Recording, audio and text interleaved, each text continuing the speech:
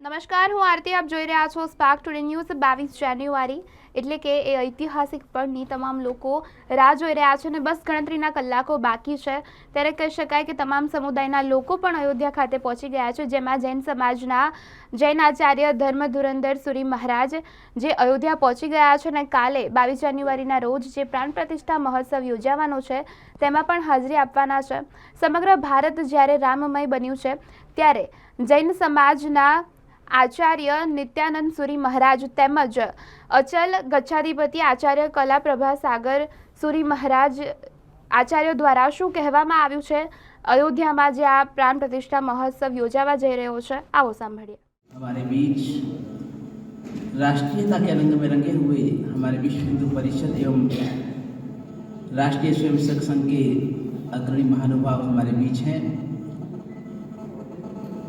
22 जनवरी को हमारे आराध्य, हमारे मन मंदिर के देवता, हमारी श्रद्धा के केंद्र, हमारे आस्था के आधार रामलला अयोध्या में भव्याति भव्य गगनचुंबी मंदिर में विराजमान होने वाले हैं. हम सबका यह परम सद्भाग्य सौभाग्य है. मुझसे किसी पत्रकार ने पूछा था कि क्या राम मंदिर बनना चाहिए.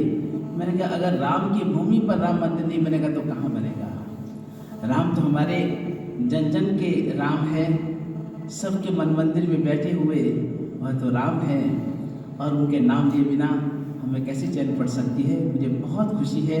हमारे लिए यह सबसे बड़ी दिवाली होगी. हम घर घर में दीप जलाएं, खुशियाँ बनाएं और खूब हम राम की कृपा और करुणा से अभिषिक्त हों. ये हमारे लिए परम मंगल में अवसर है. इससे बड़ा कोई सौभाग्य का दिन नहीं हो सकता, मंगल में दिन नहीं हो सकता. हमारा सबका परम सौभाग्य होगा. आप सबको बहुत बहुत बधाई, बहुत बहुत मंगल कामनाएं, शुभकामनाएं, बहुत बहुत आशीर्वाद.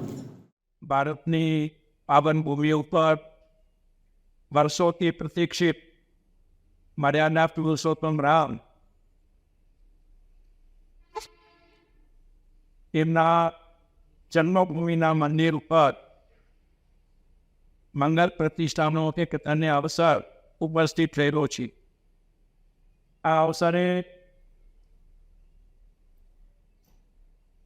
पूरी अनुमोदना करिए कि जे राम राज्य प्रमाणिकता, सच्चाई અને એવા દૈનિક મૂલ્યો સબર જેમણે એ વિતેલા સમયની અંદર ન્યાયપૂર્વકનું રાજ્ય ચલાવ્યું અને હજારો વર્ષો પછી પણ વિશ્વની અને ભારતની સત્તા જેમને પૂરી શકી નથી અને એક આદર્શ અને મર્યાદા પુરુષોત્તમ રામચંદ્રજી તરીકે જેઓ વિખ્યાત છે અને એવા એ મર્યાદા પુરુષોત્તમ રામચંદ્રજીની એક દિવ્ય મૂર્તિની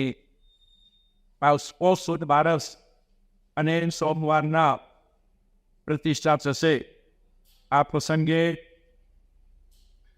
ભારતના વડાપ્રધાન, લોકપ્રિય નેતા અને સકારાત્મક ઉર્જાથી સબર એવા નરેન્દ્રભાઈ મોદી એમને ખૂબ ખૂબ હાર્દિક અભિનંદન, ખૂબ ખૂબ ધન્યવાદ કે જેમણે ભવ્ય પુરુષાર્થ કરી અને આ એક સુંદર વાતાવરણનું નિર્માણ કર્યું અને આજે ભારતભરની વિશ્વભરની અંદર પ્રતિષ્ઠા થઈ રહી છે, એની અનુભવતા થઈ રહી છે.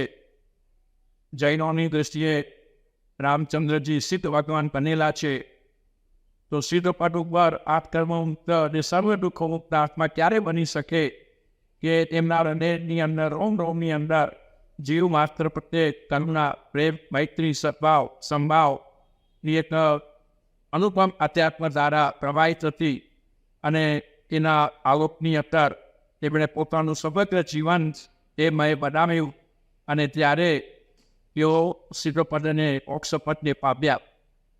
જૈનોના પવિત્ર તીર્થ સિદ્ધાર્થ તીર્થ ઉપર પણ તે રામચંદ્રજીની મૂર્તિ પગલા એમને પણ જૈનો વર્ણન કરે છે. નમો સીતારામ રૂપે પણ એમને વર્ણન કરતા હોય છે. ભારત સરકારે આ નિમિત્તે બધા ધર્મના સ્થાનોને સજાવવા માટે જે આદેશ કર્યો છે એ ઉચિત છે સમસ્ત આચાર્ય સંઘ અને એના પદાધિકારીઓને ખાસ ભલામણ કરું છું કે આ કન્યા અવસરે આપણા મંદિરોની અંદર પરમાત્માની આંગી થાય, જિનાલયોનો શણગાર થાય. અલબત્ત જૈન મંદિરો તો આમ તો સ્વચ્છ જ હોય છે, છતાં પણ સંભવિત કોઈ અશુભ આશા હોય એનું નિવારણ કરી અને પરમાત્માના મંત્રોચ્ચાર સાથેના દિવ્ય અભિષેક કરી અને તે દિવસને મનાવવાનું, એક ક્ષણને મનાવવાની અને અનુમોદના કરવાની, કે જેથી એ મર્યાદા પુરુષોત્તમ રામચંદ્રજી એમના આદર્શો એ જનજનની અંદર ફેલાય અને વિશ્વભરની અંદર અદ્ભુત મૈત્રીનું વાતાવરણ સર્જાય. ભારતભરની અંદર પણ અદ્ભુત વાતાવરણની સર્જાઈ જ રહ્યું છે અને હજી પણ વિશેષ એ બધા બોલો એની પ્રતિષ્ઠા થાય અને વિશ્વગુરુ તરીકે ભારત જે અગ્રેસર રહ્યું છે એ હજી પણ ખૂબ અગ્રેસર રહી અને એવા માન ગુણોની સાથે કહે છે કે ભારત દેશને યશ, વિસ્તૃતતા અને સફળતા પ્રાપ્ત થાય. પ્રજામાં કહે છે કે આ દૈવિક ગુણોના કારણે એકબીજા પર હિત તરફી હિતેશથી અને ઉચ્ચ મૂલ્યાંકન ધરાવી અને જીવનના ધ્યેયને સફળ કરનારી બને એ મંગલ શુભકામના. સૌને શુભ આશીર્વાદ.